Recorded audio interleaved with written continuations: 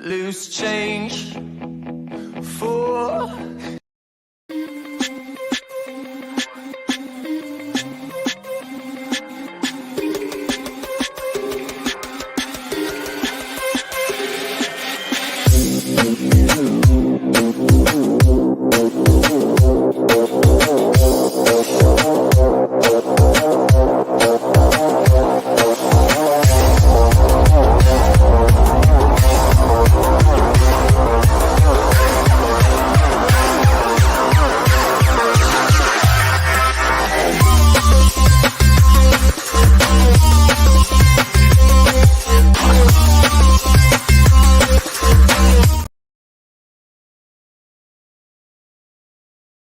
Suzanne's Paparazzi Jewelry 24/7 shopping available. Hello and welcome to another edition of On Deck, brought to you by Coast to Coast Entertainment Network. Happy Easter to everybody. I know it's tomorrow, but we won't be here. So happy Easter, early Easter. I am joined by the guy beneath me, Big Dog. Greg, how you doing? I'm doing pretty good. How are you guys doing? We're doing good. And next to him, they got a little rivalry this weekend. Big showdown, the Cardinals versus the Brewers. So we got Tim Hendrickson halfway around the world. How you doing, bud? I'm doing good. Excited for this week. Nice reunion. A 41-year playback for the World Series in '82. There you go. And the guy that looks like he's about ready to call some defensive plays, I don't know. He looks like he might be working for the Texas Rangers. I don't know. The working man, Crispy Bacon, how you doing? Doing good. First week, up and down week, but not too bad. I tell you, some stats are looking good. Like those stolen bases are looking good. So, Greg, we'll start with you. Cardinals take on the Brewers this weekend, but how'd the first week look for you? First week's been a little up and down, from the Brewers kind of let me down that very first day, but they've been red hot ever since. I think they won their last 5 after that first game loss, after the first day. So now they're like 6-1. So,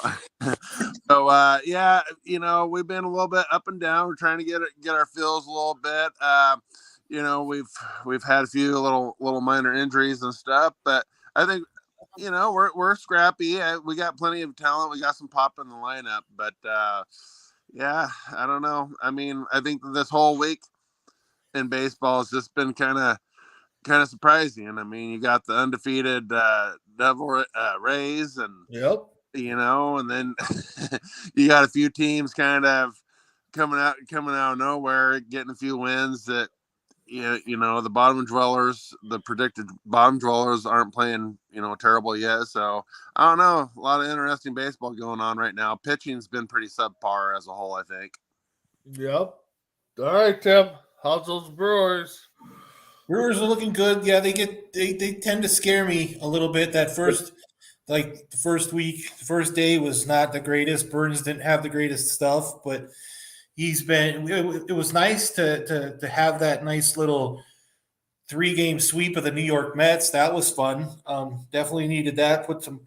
Really showed what type of power we've got with Turang and Anderson and Voit and everybody else that we've got. If we can shore up the pitching, the starting pitching, I think we're going to be pretty good. Yep. Chris, how about your Rangers? Yeah, they've been doing pretty good. I think they won their first 3 games. Went 2-1 or 1-2 against Baltimore, and then fell 1 game off with the Cubs.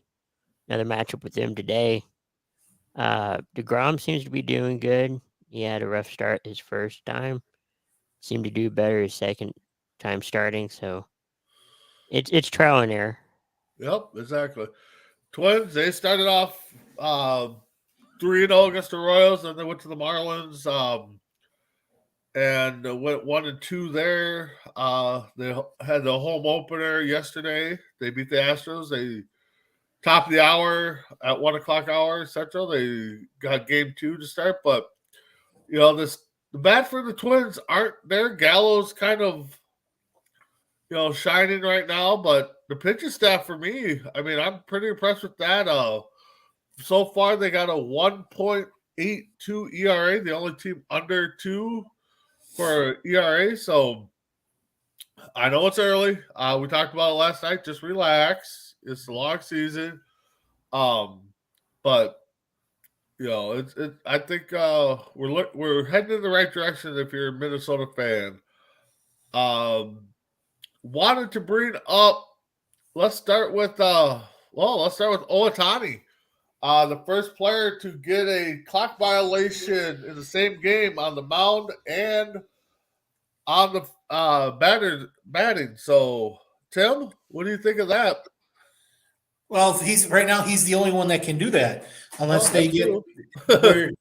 unless you get a position player pitching later in the game. But it's bound to happen.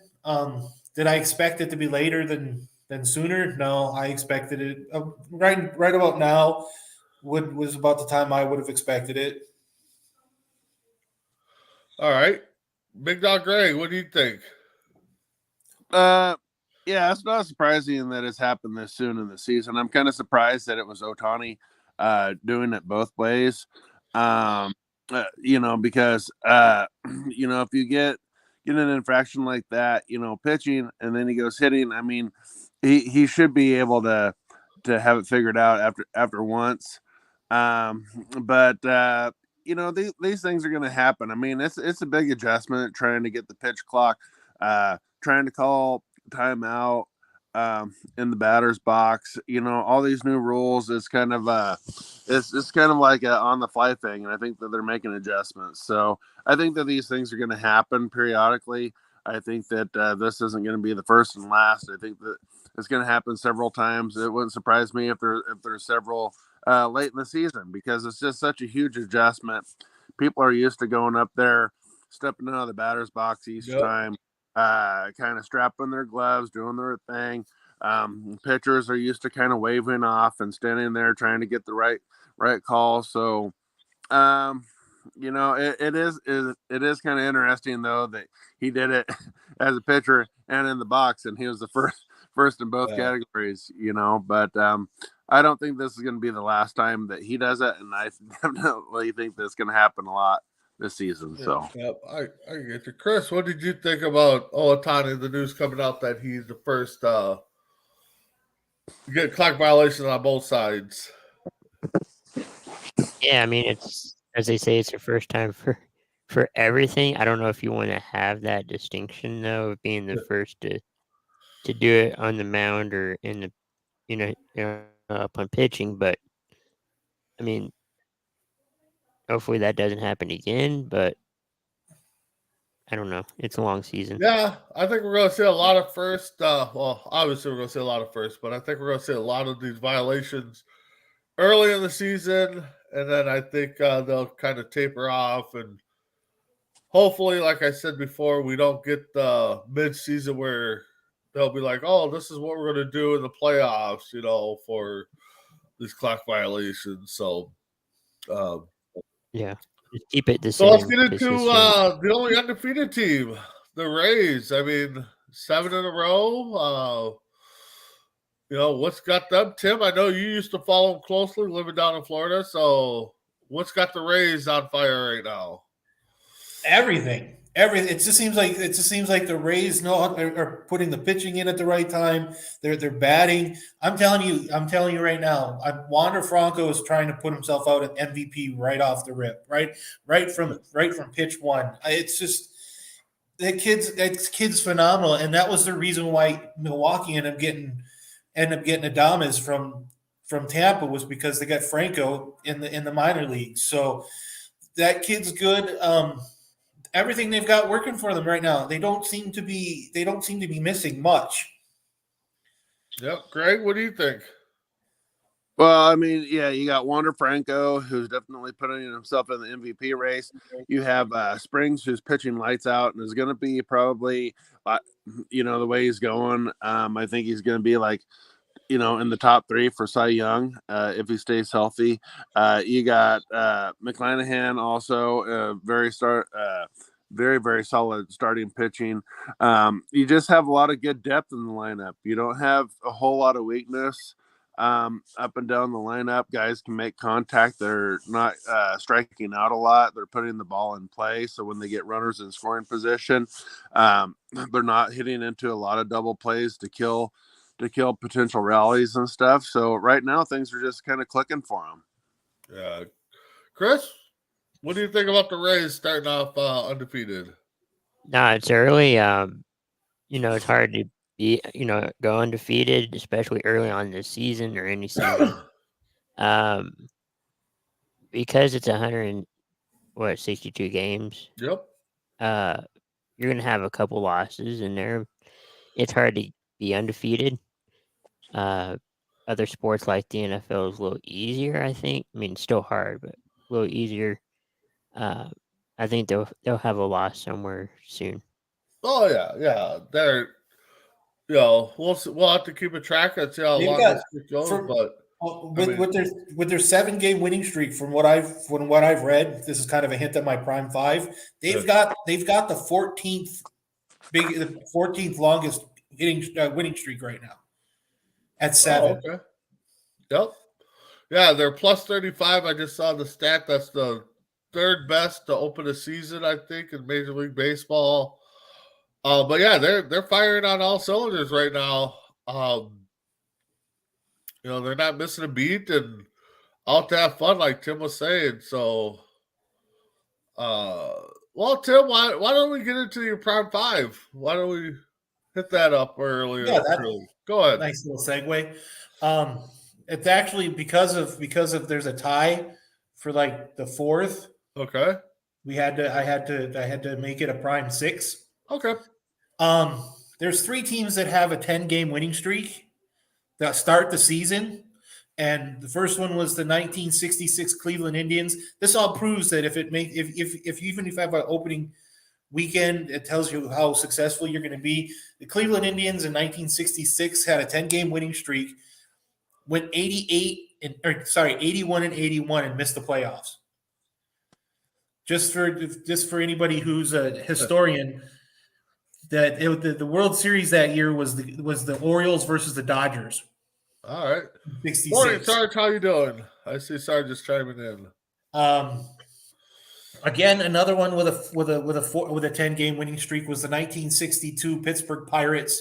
They went 93 and 68 and missed the playoffs. Wow. At 93 and 68. How difficult is it? Now it'd be a wild card team. Yep. At least a wild card team. And that World Series was the Yankees versus the San Francisco Giants. The only one on this list to have made the playoffs and made the World Series and won was the 1955 Brooklyn Dodgers. Had a 10-game winning streak, went 98 and 55, and beat the Yankees in the World Series. Okay. Then there's one team that had an 11-game winning streak, which was the 81 Oakland A's. They had an 11-game winning streak, went 64 and 45 because the 81 season was a strike-shortened season. And they lost to the New York Yankees in the ALCS. And then who was in the World Series in 81? That was the Dodgers and the Yankees. That Yankees that the A's lost to, they went to the World Series. I believe that was the Dodgers that won that series. There's 2 teams that had 13-game winning streaks to start the season. One was the 87 Brewers. They were 91 and 71, missed the playoffs. The World Series was the Minnesota Twins and the St. Louis Cardinals. A little bit of Brandon on that one. Yeah. And then the 82 Atlanta Braves had a 13-game winning streak. They were 89 and 73. And they lost in the NLCS to the St. Louis Cardinals, who, as we preluded early in the show, was against the Milwaukee Brewers in the World Series, and yeah, that didn't work out well for Milwaukee. Okay. No, good prime five. Good prime five. So, here's something I saw today. Actually, last night when I was watching Sports Center. Guys, what's harder to do? Throw a no hitter or hit for the cycle? Greg, what do you think? I think it's probably harder to hit for the cycle because triples, as we've seen in Major League Baseball, usually the best triples numbers are around like 6 triples or so, maybe per year. So you're talking out of 162 games, maybe a guy or two might be able to hit for like 6 triples. So to go, not necessarily in order, but to go hit a single, double, triple, home run, I think that's pretty rare. I mean, it is very rare to pitch a no hitter. But we've seen many, in the past few seasons. We've seen more no hitters, I think, last year than we saw in a couple of years combined. Yeah, it was just kind of weird that people just weren't hitting the baseball. And then they had that hole where people doctoring the ball and everything. But I think it's probably a little bit more rare to have 4 or 5 plate appearances and get a single, double, triple, and a home run and go for the cycle. Yep. Chris, what do you think is harder, the no hitter or the cycle? Ooh, both seem kind of difficult. I guess it depends on. I'm going to say the cycle. All right, Tim. Yeah, I'd have to say the cycle. It's the way the fields are built. It's almost like it's built that the triples don't exist anymore. It's so difficult. You can get a guy, you get a guy like Aaron Judge, and he's not going to hit. He's not going to hit the triple. It's just so hard. You get the big guys who fluke a double. But that triple is so hard to get. Everything's got to be perfect for a triple. Yep. Well, here's why I bring it up, because you guys know who. Well, if you don't know, you will know. Brady Ware. He's a Division II college baseball player for the University of Indianapolis. He hit the cycle and pitched a no hitter in the same game. Oh, wow. Yeah, so, he was making news yesterday. And they only played 7 innings. So, I mean, it was 14-0, I believe the final score was. So, he had 11 strikeouts in 7 innings. Even to do it in 7 innings, I mean, that's even a phenomenal feat. And we know college baseball is a little bit different, but Yeah. They've already had captions to call out Ohtani and see what he can do in his next start. So thought I'd bring that up. I'm sure they are. What's that? I said I'm sure they are wanting Ohtani to see what he could do. Yeah. So I'm just looking at some news here. Looks like Donaldson's going to land on the IR for the Yankees for a little bit. Sarge. 4 strikeouts in an inning is pretty rare too, because you got to get that drop third strike.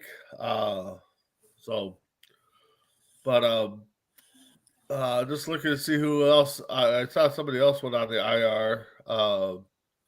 Harris of the Braves is going back sprain. He's going to the IR. I think that's the biggest name. I did see that Verlander's targeting end of April to come back, but the Mets are not pushing it. So, Tim, do you think Verlander should push it, or do you think the Mets are playing it smart? I think if we were talking about Tua, I'd say we should keep him out. I think the Mets are being smart. But the Mets understand this is 162 games. They're hoping for Verlander to be pitching in August, September, and October. Right now, April, May, June isn't important. I think Verlander wants to get out because a player is going to want to play. A player is going to want the ball on the mound, a bat at the plate. He wants to do what he can do, and if he feels like he's not doing anything if he's not out there. I think the Mets are doing the right thing. I think they're holding him back.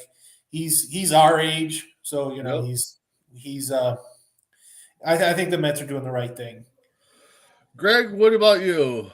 You think Verlander should just relax and wait, or try to push him way back into the rotation?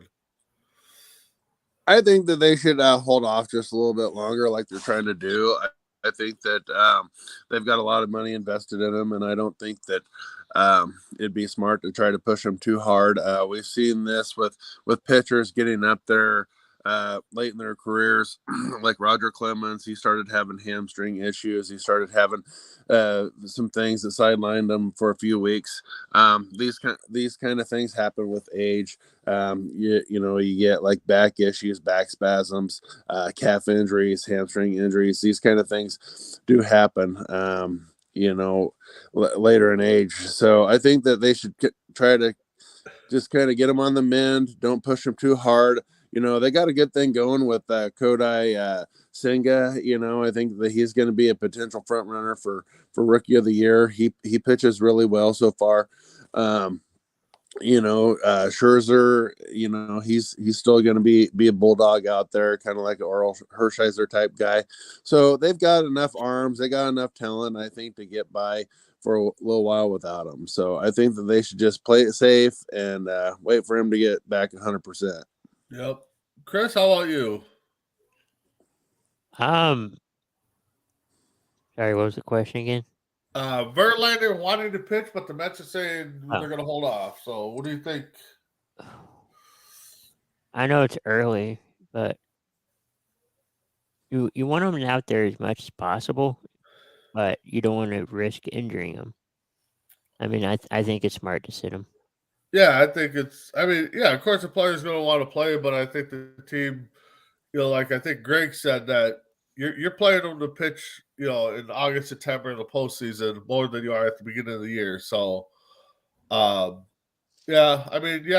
going to want to play, but he's got to understand that, they want him to be healthy and ready to go later. So, guys, what's your first week thoughts on? I mean, we kind of talked about it earlier, but the clock. The games are down about half hour to 40 minutes per game. So, Tim, what do you think? I like it. I'm kind of biased, but I like it. It's something that's going to be that's going to have to get used. Something people are going to have to get used to. We're going to have to get used to. Some people faster than others. We all had to remember we had to get used to the DH being in both leagues not too long ago. So it's changed. It's changing, but the clock to me, I like the clock. It just hurries up the game because I don't know how many times I would get frustrated at a pitcher not throwing or throwing home as when they should, or ducking by throwing to first. Or I like it. I really like the way the speed of the game has gotten. Yep. Greg, how about you? I know, me, you, and Tim are old school, but what do you think of the clock so far? I think that from a new fan or kind of like a younger generation thing, I think it's really good for people that might not have the attention span to really sit through 3 hours, 3.5 hours sometimes of a baseball game. I don't have a problem with it. Sometimes I think that pitchers move too slow, or the manager, pitching coach comes out a couple times during an inning and stuff like that, or batters getting in the batter's box and stepping out on every pitch or calling timeout. So I think it is keeping the flow of the game going a little bit better. I think it is an adjustment to the players. It's an adjustment to the fans. It's a big time adjustment to the vendors, everybody counting on maybe all the extra money that would roll in a game that runs a little bit later. And I think that when you're talking about shortening the games, that also shortens commercials. That also shorten sponsorships and stuff like that. So people that are sponsoring some of these games and putting their commercials on during these games on Major League Baseball Network or wherever the games are found, there's going to be a chance that a lot of their commercials aren't airing because you're talking about 45 minutes less of game time. So all this has to be factored in. But I think that for the pace of the game and the flow of the game, I think that it is helping a little bit. Yeah, I can see the commercial thing being a factor, and I can see some teams and some channels probably doing the side by side where they'll do the commercial while the team's warming up. So, Oh yeah. Chris, what do you think so far? No, I mean, it takes time to get used to. I like it a little bit. Speeds up the game a little bit, but then you also have all the other factors, the concessions and all that. I think it's going to take time to learn and get used to, but maybe it'd be overall good for the game. I don't know. yeah, I think we're like Tim said, we're gonna have to get used to it. I kind of like it. I mean, I also didn't mind sitting and watching a game go extra innings and longer because being a baseball guy, but so far, well, I think this stat's more of the first weekend, but in 2022, the first 50 games, we saw a total of 37 or 33 stolen bases out of 47 attempts. This Oh year, wow. in the first 50 games, I can't find the number of attempts, but we had 70 stolen bases. I believe the attempts were around 80 to 90. So almost doubled the stolen bases. And looking at the stats overall, teams are willing to steal. So, Tim, are we going to chalk it up to that rule of, if you throw over twice, the third one you got to get them, or are teams kind of going back to old school? I think it's a combination of two things. I think you've got a bigger base, which right off the top, which makes you want to run. Yep. But I really like I want to contribute that whole throw over 2 times because at this point you go from gambling on the first 2 to where you're basically just getting a free pass on the third on the bases, and I think the pitchers are a little more hesitant to throw at second or just throw to first. Yep. I think majorly it's the 2 throwovers that are really doing wonders to this stolen base number. Yep, Greg, what do you think? Well, I think that when you look at the change in the width of the bases and everything, I think that it is a little bit more appealing. I mean, you're shortening, a little bit. I mean, it's not like a huge amount, but I think the bigger bases definitely is a little bit more appealing when you got another 2-3 inches less, to get to a base.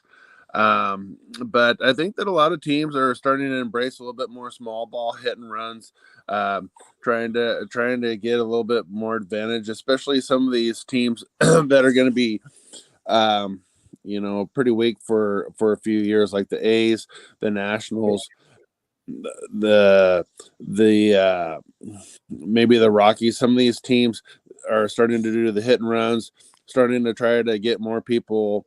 Get more runs, kind of the cheap route, might not have a lot of guys to get a lot of RBIs, but they're thinking, oh, if I can move this guy to second, we don't have to do as much. So I think that a lot of teams are starting to embrace like the early '80s Whitey Herzog, small ball, late runs, get some steals, stuff like that. Not relying on like a bunch of hits if they don't have the guys in the lineup to get them in. Yeah. Chris, what do you think? I know you're not used to the stolen base stuff like me, Greg, and Tim are. No. So what do you think? Stolen bases are probably one of the exciting parts of baseball. I mean, up to this point, we haven't seen it as much, and I think it's slowly being incorporated back into baseball. So we're going to see more stolen bases probably than 10 years ago. Oh yeah. I think we're gonna get a lot of stolen bases this year because right now I'm looking at the standings as a team, and in the top 5 you got the White Sox with 9, Diamondbacks with 10, Yankees and Guardians both with 11, and Baltimore with 13. So I mean, right there in 7 games, I mean that's a lot of stolen bases to go after. I was going to go back to the leaders here because it's. I got a question. What's up? Are we going to see another 40-40 guy finally?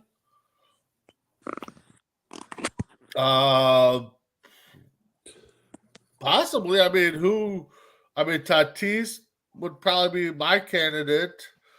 I know Judge has got some wheels, but I don't think he's got wheels to go 40 for 40. Vlad Jr.? Glad could, yeah. Glad. Greg, what's your thoughts on a 40-40 guy? I think that if he became just a little bit more prolific with the home runs, I think that a Tim Anderson from the White Sox could probably do 40-40. I mean, he is capable of hitting a decent amount of home runs, especially from the shortstop position, but he has some wheels. So I think that if he could up his home runs up a little bit, I think that Buxton's got a chance. Buxton's got some wheels, but I think that where Buxton has been injury prone of late and he's got that big contract, I don't know if they're going to put him in harm's way quite as much on the base path. Yeah. They're thinking about with him this year, maybe having him play a lot more DH and stuff just to try to keep him a little bit more healthy. But I think that Buxton, Tim Anderson, Fernando Tatis, when he gets healthy, I think that he's got a shot. I think that there's a few guys. I don't think that Aaron Judge is necessarily going to go for 40-40. He does have pretty good speed on the bases, but I just don't see the Yankees trying to have him steal a lot of bases if he gets a single.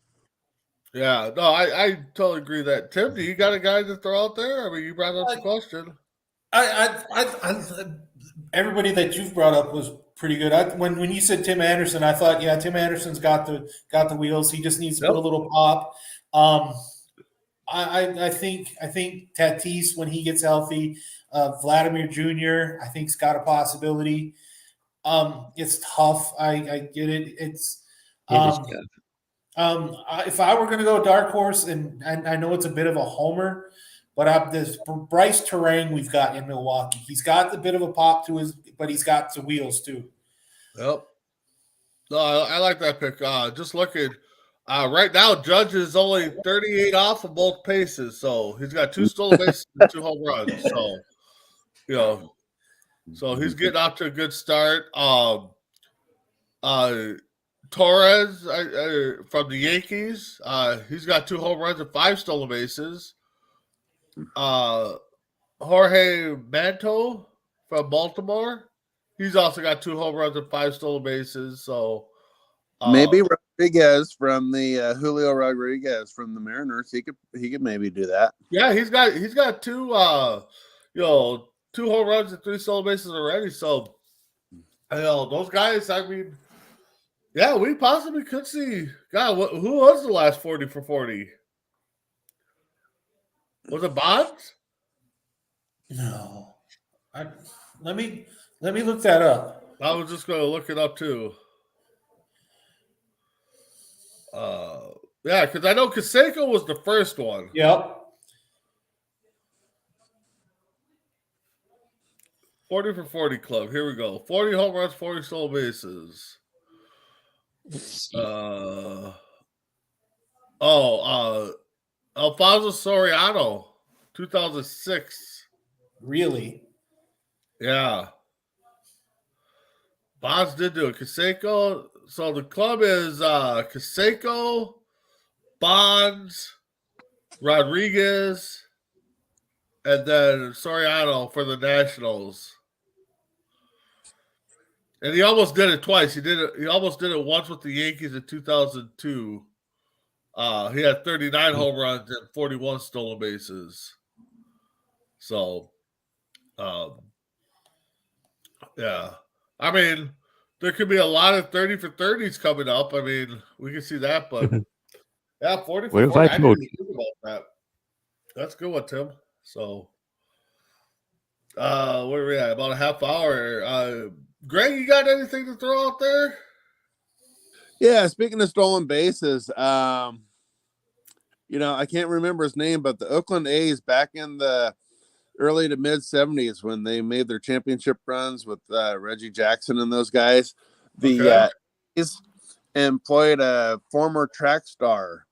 And for some reason, I can't remember his name right now, but they got him on the sole purpose, kind of like how the Bears got Willie Galt and some of these track stars, to try out because they had speed, to play wide receiver, kick return, stuff Yeah. like that. Well, the A's got this guy for the sole purpose of running bases because he was like a world-class sprinter. And he got thrown out several times, but he got a lot of stolen bases and he won a World Series ring and everything, but he never did take an at bat. An interesting story, that they got a guy, pretty much picked him up off the streets because he had a heralded record in college and everything, and he was super fast, and they taught him how to run bases and Are everything. you talking about one Herb Washington? Yeah, I'm talking about Herb. Yeah. Yeah, he played 1 year, 74 to 75 with the Oakland A's, 105 games, 0 plate appearance or 0 at bats, Jeez. 33 runs and 31 stolen bases. Yeah, I wanted to call him Ron, but I was like, that's not right. What's that? I said I'm Ron Washington. Ron, but I was like, that's not right. Yeah, That's Chris's buddy, Ron Washington. yeah. Yeah, that's something though to be a fast guy. Just be like, hey, we're gonna bring you in, and all you're gonna do is steal bases for us when we need you to. So. No all you're gonna baseball, do is run. no baseball background whatsoever. Just put him in there, taught him how to run this, made a major league lineup for the sole purpose of being a pinch runner. So I wanted to say, did they even say? I was just looking at his bio here to see if they even said what position they even. I didn't think they even gave him a position. he played in. I don't think he played anything. I think that he just came off the bench and ran when someone got a. Well, yeah, there's a quote here. He's a great athlete, but he's not a baseball player from Reggie Jackson. Raleigh Figures thought the idea was a little crazy, but Washington could run like crazy. The team, who is this? Camperas said that the team could count on Washington to steal bases when needed. So, yeah, I don't even think they had them at. I mean, yeah, that's just weird. Yeah, that was an interesting. They're calling them the designated runner is what they're calling them, from what I've seen here. So, but speaking of Oakland, nice little segue, guys. What can we do? What can MLB do outside of moving Oakland right now to get people to go to Oakland A's games? Free Greg? everything. Well, Greg, what can Oakland do? Leaving tickets on the windshield at the local Walmart isn't getting people in the stand. Offering people $100 and free and free concessions isn't getting the deal done. So I don't know. The Oakland A's, I mean, really their main competition in the city right now is the Golden State Warriors. That seems to be the thing that a lot of people in Oakland, San Francisco are going to right now is Warriors games if they can get tickets. Yeah, but that is true. I think that the town is so disheartened because they know that the owner and other people are wanting to relocate the team. I think that they're getting tired of having a team and having it pulled away from them. And I think that that's bringing a lot of discontent because I think that a lot of people would start going to the games, even though they're pretty much fielding, in my opinion, pretty much like a AAA team out there. They don't have, they got a few decent pitchers. They got a few decent guys from some trades they did last season. So they got a few decent pitchers. They got a few, they got Laureano and a few decent players still, but pretty much they're kind of running on fumes with pretty much a AAA kind of team. And I think that a lot of people are disheartened that they're not investing any money into either trying to get a new stadium. The city's not budging, and they know that it's probably just a matter of time. So a lot of people just aren't invested. They're not interested. They'd probably love to go to a game, but they just don't have much to root for because I think that they feel like everything's going to be gone within a year or two. Yeah. Tim, we grew up with Oakland being a powerhouse. What do you think? What can they do? It's outside them building a new stadium. You basically have the walls of the Coliseum falling down. I know it's not the Coliseum, but the writing is on the wall, and you look at the stadium. Like Greg said, nobody's going to come to a team that basically everybody knows is pretty much packing all their stuff and putting it on a Mayflower and sending it out to Las Vegas at this point. It's just, I don't think Major League Baseball can do anything. I think Major League Baseball is so hands tied and have their hands tied with so many different things. I think they don't. I don't think Major League Baseball knows what they could do with Oakland outside of them shipping them out to Las Vegas, San Antonio, wherever. Because I think that's the only way this organization is actually going to survive is by moving them to Vegas or to San Antonio or to wherever else really wants a team. Yeah, Chris, how about you? What do you think Oakland could do? Yeah.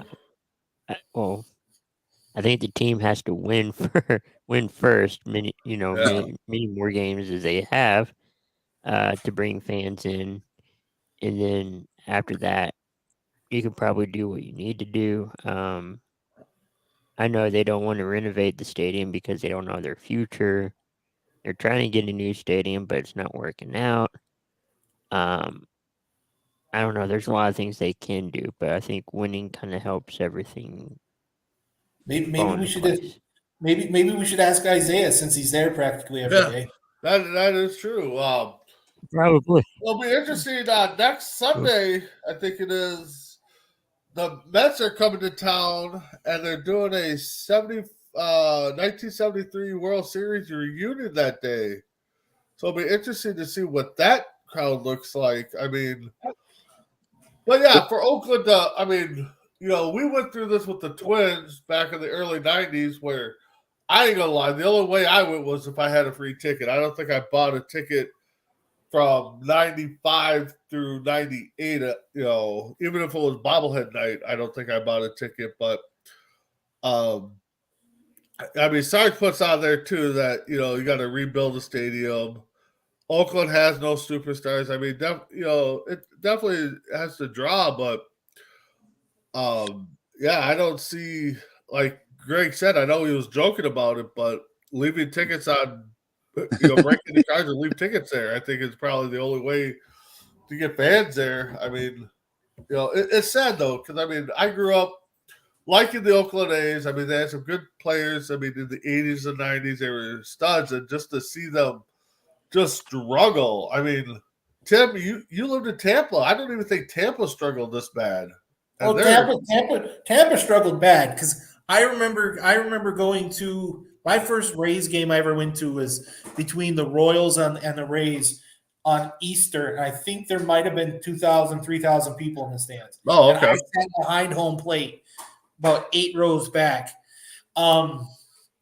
They did, but here's the thing, and here's the difference, and Sarge brings up a great point. The difference between Tampa and Oakland is the fact is Tampa had ended up creating homegrown superstars. Yep. If you don't have Evan Longoria, you don't have the pitching staff that they had. You don't have the batters, the fielders and the batting that they had the year they went to the World Series, only to lose to the Phillies. But you don't have that. If you don't have that team, yeah, Tampa's looking at Orlando. Tampa's moving. Tampa, but the thing is, Tampa markets their players. That's the Yep. other thing. It seems like Oakland doesn't market their players. It just seems like Oakland's looking at it going, well, this is a lost cause and just throw them away. But you look at Tampa. Tampa has everything. Even one nice thing about Tampa was there are a lot of the stars that they get out to come to the games. You get WWE stars that come out to the games. You get other sports people from the Buccaneers come out. You got people that from the Orlando Magic that come into town and watch the games and throw out first pitches. Oakland's not even doing that. That's the thing. Oakland kind of shoots themselves in the foot every time they go out at home. So Tampa knows how to book themselves. That's the thing. Oakland doesn't. Yep. Nope. Also, too, is why are we not hearing some of these numbers get retired? I mean, Canseco's, McGuire, Dave Stewart. I mean, there was talk, but now Stewart doesn't want nothing to do with Oakland anymore. So I don't know. I just, it's just heartbreaking to see that when they show the stadium, there's, 1,000 fans there. So I think that the fan base is getting tired of them having decent talent come up, and then when their contract comes up to get renewed, they send them off to the Yankees or they send them to the Mets. Or it's basically becoming a farm system for the Yankees, the Phillies, these guys. So whenever a big name guy or someone builds themselves up where they're due for a big contract, they move them on because they don't want to pay. And I think that people and that was the thing with the Twins back in the mid-90s is we felt like we were a AAA ball club because we bring up the talent and then ship them off when the contract's up or get a deal and we get, a bag of balls in return. So I get it, but I don't think Twins ever dipped under 5,000. I could be wrong, but and I would understand if it's your first year. I know they've been around a long time, but if it's your first year in a new league or whatever, I get not that having many people there. It's a new team. They're trying to see for themselves, but you've been there for a long time. You should have the fan base. Yeah, I don't know. I just every post. I mean, what was it the other day? Somebody sent down a stat that 11 minor league teams had games that had more fans than Oakland A's. I mean, we would joke about it. What's that? That was a pick that J-Mac had sent in. Oh yeah. It wasn't Ohtani pitching. No, this was just the other day ago. But opening day they had 30,000. That's the highest they've had so far. But I mean, we even joked about it during the broadcast of the Oregon Cougars football that they even drew more than Oakland A's fans. I mean, Oakland A's. So, but. Yeah, last time I saw a picture of how empty the Oakland Stadium was, I thought that was all the guys that Larsa Pippen had dated or something that was in there. A person could go through a McDonald's, buy a Happy Meal for their kid, and have free tickets for a family of 4. There you go. And the parent's going to take those tickets out and drive through and hand it to the homeless person, on their way out. That's how bad people do not want to go. Yeah, exactly. MLB should have team names like their minor league Oakland Mud Dogs. Yeah, I mean, the 1973 team could probably beat what they have right now, and they haven't swung a bat in 45 years. Yeah, I would say that the World Series teams could probably still beat these teams. Well, some games of note as we wrap up here. Of course, starting to about 20 minutes, we got the A's Twins. Astros Twins. Or Astros Twins. I'm sorry. I'm looking still stuck on the Twins. I'm taking Twins. The Rangers versus the Cubs here at 3:00 Central. Yep. The Marlins and Mets. Speaking of their A's, the A's will try to dethrone the Rays. Then we got the big series in Milwaukee, the Cardinals and the Brewers. That should be a good one. That'd be a really good one. Division rival, Yankees versus the Orioles, both 4-3. That kickoff. Yep. or first pitch, First whatever. pitch. And then we got Sargent's Mariners versus the Guardians. So I'll be a Mariners fan for a little bit this weekend. And the Pirates took it to the White Sox last night and got a win. So they're game 2 tonight. That was a high score game there. Yeah, 13-9. So Yeah. yeah, Evans versus the Indians. He means Guardians. Yeah, still a name I can't get used to. I don't know. And the Braves and Padres are kicking up first pitch later on tonight, so that should be a good series too. So, Greg, you want to throw some fighting words out there against Mr. Brewer over there, or well, I like the trash talk? I wish that our teams would combine. You know, we need their pitching. They need a little bit of our pop, because we got some pop on our lineup. We just don't have like the pitching depth. So we'd love to have old Burns and Woodruff come on over. But I think it's going to be a pretty good series. You know, I'm definitely keeping an eye on how Jordan Walker is going to do this year. We've, you know, the farm system has been talking him up for a couple of years. He's been like in the top 3-4 prospects in Major League Baseball for the past year and a half or so now. So I'm keeping an eye on that, and I think that it's going to be pretty good matchup. You got some good pitching going up against some good hitting, and I'm just looking forward to some good baseball this weekend. All right, Tim. Yeah, I'd love to smack talk too, but the only smack talk that I'm going to say is we got the better Contreras. That's cool. Other than that, I've always loved the Cardinals Brewers series. It's been fun. I wish we had more. Our pitching was a little better this year, but again, it's early. It's nice to have the pop in the bat early. But it's tough. It's fun to play the Cardinals, even though they beat us in the World Series, and I still hold some animosity towards that. But that's fine. That's okay, Tim. We got them back in '87 for you. That's great. Wish we got him back in '87. But no, it's been interesting so far, and if baseball has been like it's been for the last week, this is going to be a fun year. Yep. All right, guys, let's wrap it up. Greg, final thoughts. Well, I think that this is going to be a really good year. I think that what we've been talking about, you know, we're going to see a lot of stolen bases. We're going to see a lot of hit and runs. The game's going to go a lot faster with the pitching clock. It's going to be a year of adjustments, but I think all in all, we're going to see some really good numbers. We're going to probably have some surprise people in the races for MVP and Cy Young. I think that we're going to see some young arms like Loloto from Cincinnati's. I think that he's going to make a name for himself. I think that Senga is going to be in there for Rookie of the Year. I think that we got a pretty good contest. I think that there's a few teams that are a little overhyped right now, but maybe they'll come to maybe they'll get it back together here soon. All it takes is a few good wins, a few good days. So I'm just looking forward to a really, really entertaining year of baseball. All right, Chris, how about you? Final thoughts? Yeah, thanks everyone for watching, tuning in. It's been a good week of baseball, and there's many more weeks to come, and many more games. So it's gonna be a fun season. Yep, Tim. Yeah, I think everybody said it quite succinctly. It's been fun so far. It's just only going to get better.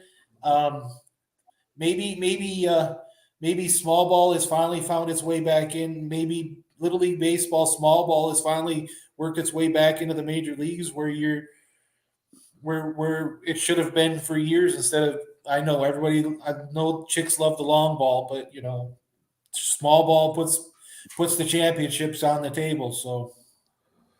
Yep. No, exactly. So thanks, Sarge, for joining. Thanks, guys, for joining. Keep checking us out. We got some great shows coming up.